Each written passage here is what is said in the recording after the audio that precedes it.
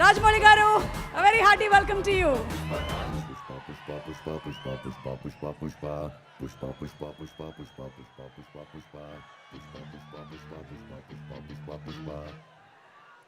అందరికీ నమస్కారం అండి.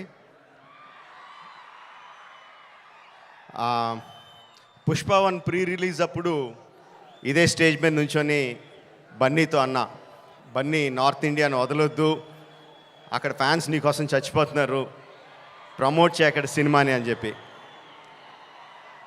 3 years అయిందా, ఇప్పుడు 2 years అయిందా, ఎన్ని సంవత్సరాలు అయిపోయిందో? 3 years సుక్కు.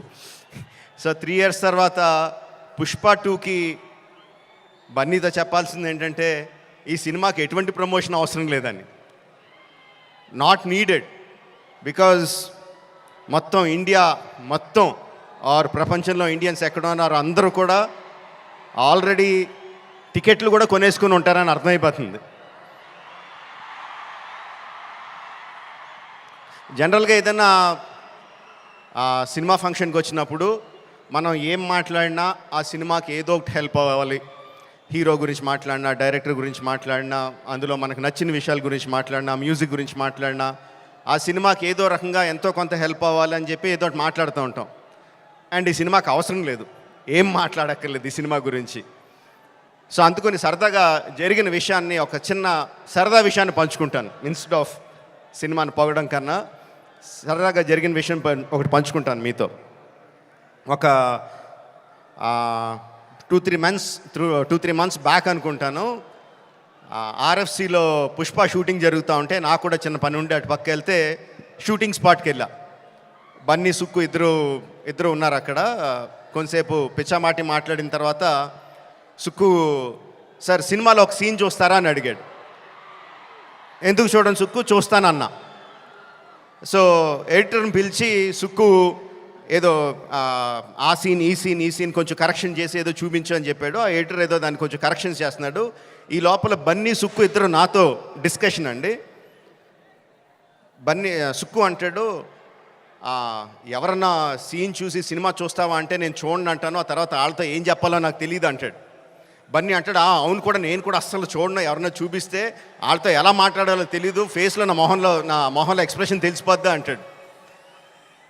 వీళ్ళిద్దరూ నా ఎదురుగుండా నాకు సీన్ చూపిస్తా, నా ఫీలింగ్స్ అన్నీ వాళ్ళిద్దరూ మాట్లాడుతుంటే దానికి నేను ఎలా రియాక్ట్ అవ్వాలో అర్థం కావట్లేదు. ఈ 10 minutes పాటు జరిగింది వీళ్ళిద్దరు డిస్కషన్.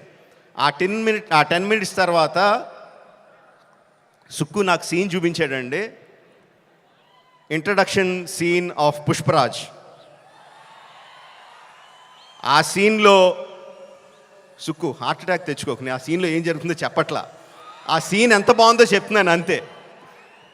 ఆ సీన్ చూసిన తర్వాత నేను అన్నది ఒకటే ఒక మాట, ఈ సీన్కి దేవి ఎంత మ్యూజిక్ ఇవ్వగలిగితే అంత, ఎంత స్కోప్ కావాలంటే అంత, ఏ రేంజ్కి తీసుకెళ్లాలంటే ఆ రేంజ్, అంత ఎక్సలెంట్ సీన్ చూపించాడు సుక్కు. అండ్ బన్నీ ఎరగొచ్చాడు. అది నేను జస్ట్ ఇంట్రడక్షన్ పోర్షన్ ఒకటే చూశాను. ఇంకా సినిమా మొత్తం దాని తర్వాత ఎలా ఉంటుందో ఆబ్వియస్గా అర్థమైపోయింది. అండ్ December 5th కూడా కాదు, December 4th ఈవినింగ్కే ప్రపంచానికి అంతటికి కూడా అర్థమైపోతుంది. అంటే నాకు నిజంగా ఆల్ ద బెస్ట్ అని కూడా చెప్పాలనిపించట్లేదు, ఇంక ఈ సినిమాకి ఏమని చెప్పాలి. Okay, all the best to all of us. అదిగో వర్షం కూడా పడుతుంది, blessings from the heaven. December 4th evening, Pushparaj rule, only in theatres. Thank you very much.